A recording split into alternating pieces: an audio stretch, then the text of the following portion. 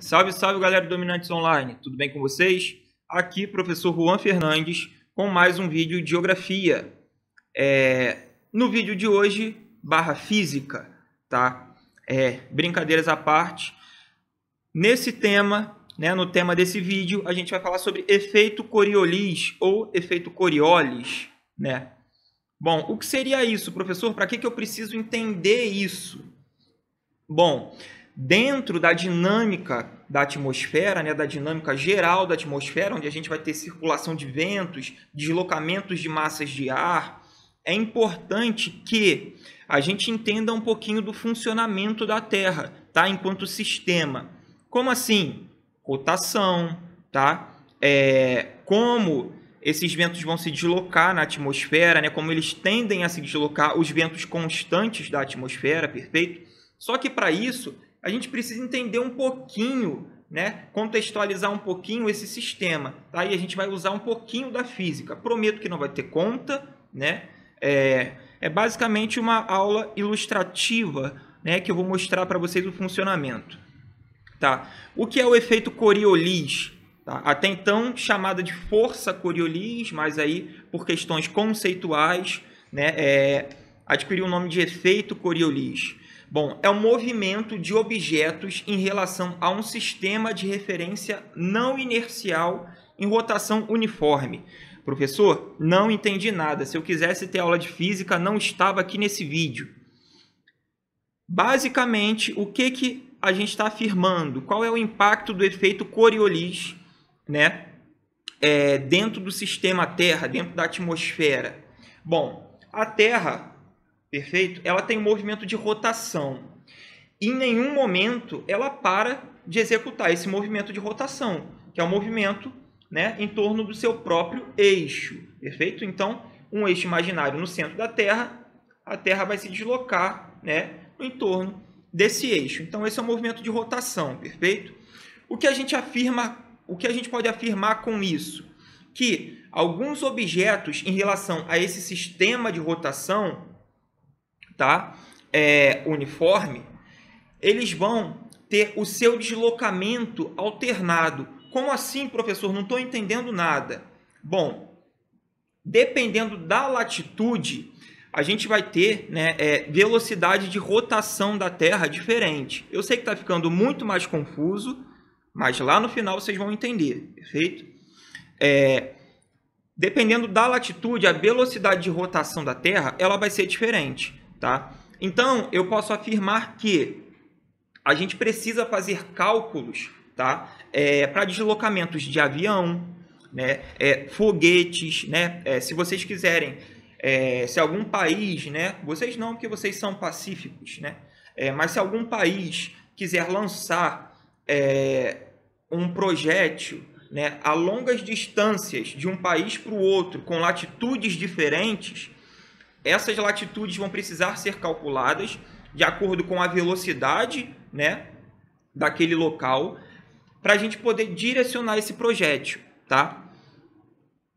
Então, a gente tem que entender que, perfeito? A Terra, vamos adotar ela como um círculo, como uma circunferência, e a gente vai ter, na linha do Equador, a circunferência vai ser maior, tá? E eu trouxe aqui a ajuda da cartografia para entender isso.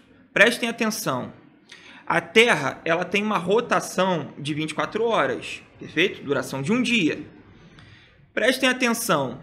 Esse círculo aqui, essa circunferência, ela tem 24 horas. Vamos calcular aqui, vamos botar aqui, linha do Equador, 0 grau, perfeito?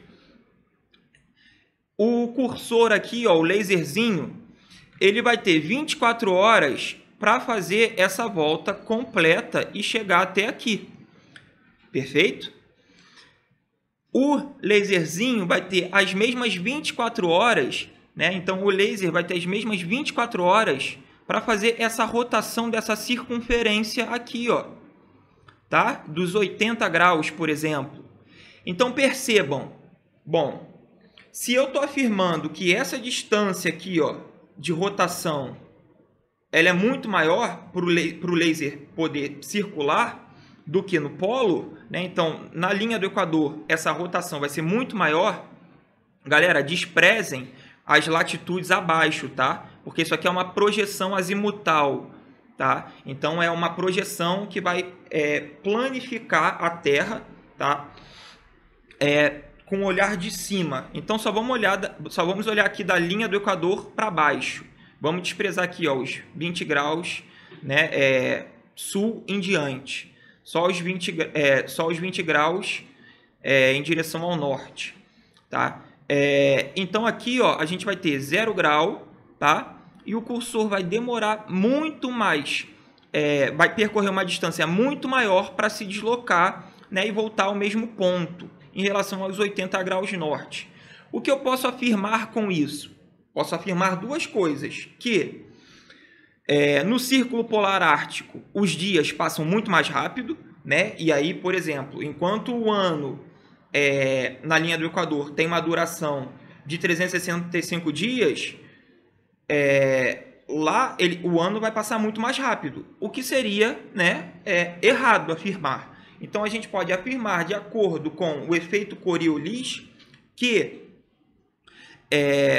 aqui nos polos a rotação da Terra vai possuir uma velocidade menor, dando as mesmas características, né, de períodos de tempo, tanto na linha do Equador quanto nos polos. Ou seja, a velocidade de rotação da Terra na linha do Equador é maior. Já viram o atletismo? Já se perguntaram por que, quando tem aquelas corridas, né, na pista de atletismo, por que quanto mais para o interior da pista, né, daquela circunferência lá da pista, quanto mais para o interior das raias de corrida, mais atrasado o piloto vai estar em relação aos outros. Já viu que a gente vai ter a circunferência ali e as raias elas não vão ficar alinhadas umas com as outras, elas vão estar sempre a de fora mais à frente. Por que isso? Basicamente por conta dessa mesma lógica, né? A circunferência num ponto mais interno, ela vai ter, né, uma distância menor a ser percorrida do que num ponto mais externo. Conseguiram entender essa lógica? Então, velocidade da Terra no ponto, né, de menor latitude vai ser mais elevada do que no ponto de maior latitude. Bom, dito isso, o que a gente pode afirmar? Aqui eu tenho a linha do Equador, perfeito?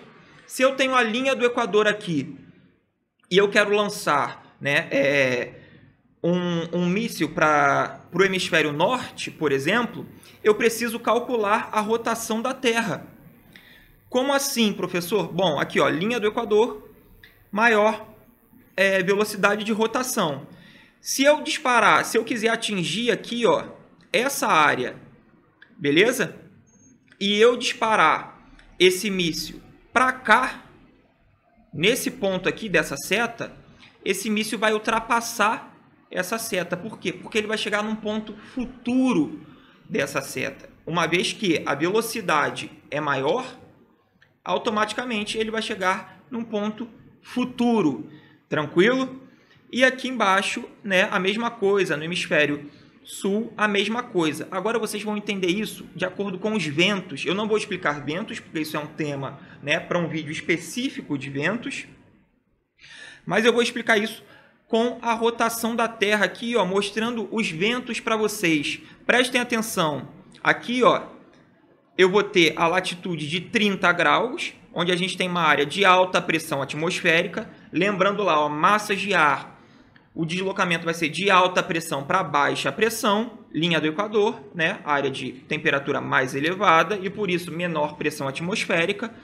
Prestem atenção, a rotação aqui, ó, no 30 graus não é inferior. Perfeito? A velocidade de rotação não é inferior.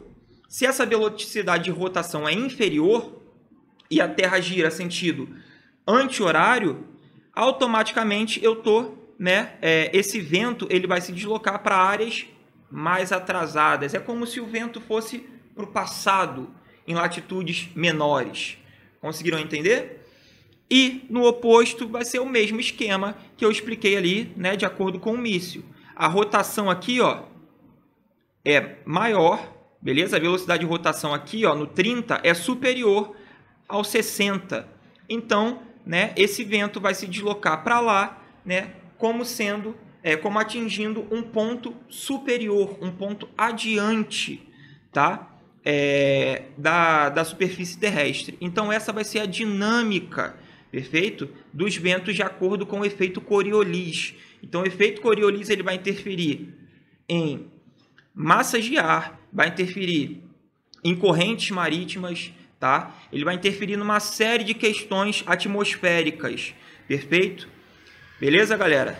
Essa aula aqui foi um pouquinho mais voltada para o entendimento de física, mas ainda assim vocês precisam captar essa lógica de que ventos de maiores latitudes eles vão se deslocar, tá, para um ponto anterior às áreas de menor latitude, de acordo com a rotação da Terra. Perfeito? Lembrando que a Terra gira, né, a rotação da Terra é no sentido anti-horário, de oeste para leste. Perfeito, galera? Então é isso. Até a próxima. Tchau, tchau.